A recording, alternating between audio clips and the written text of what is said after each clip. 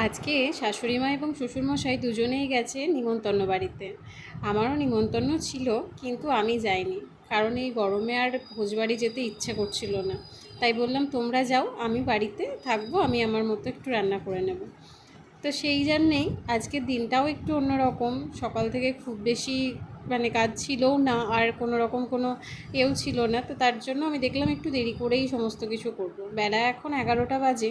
তো 11টার সময় আমি স্নান টান করে নিয়ে একটু চুলটা বেঁধে নিচ্ছি, তারপরে রান্নাটা বসাবো। বেশি কিছু করব না, আজকে ভাত আর মাংসর ঝোল, ব্যাস।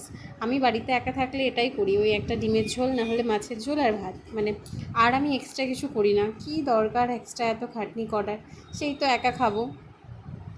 আমার মা জেঠিমাদেরকেও দেখেছি জানেন, যে একা থাকলে বাড়িতে খুব একটা বেশি কিছু আর রান্নাবান্নার তোড়জোড় করে না, ওই একটা তরকারির মতো করে নিয়েই হয়ে যায়। তো আমিও সেই ধাঁচেরই আর কি। এইদিকে ভাতটা ফুটছে, আর এইদিকে মাংসর ঝোলের জন্য ক্যাপসিকাম আর পেঁয়াজ কেটে নিয়েছি, সেটা ভেজে নিচ্ছি। আর এবার হচ্ছে মাংসটা চাপিয়েও দিয়েছি। এখন এডিট করতে গিয়ে মাংসটা দেখে খুব ইচ্ছে করছে, মনে হচ্ছে যেন এখনই আবার খাই।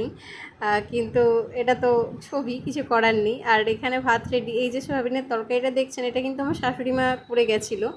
তো সেটাই আমি একটু খেয়েছি, কিন্তু খেয়েছি ওটা নষ্টই করেছি, খাইনি। শুধু মাংস থাকলে আমার আর কিছু লাগে না। যাই হোক, ভিডিও ভালো লাগলে অবশ্যই একটা লাইক, কমেন্ট অ্যান্ড শেয়ার করবেন।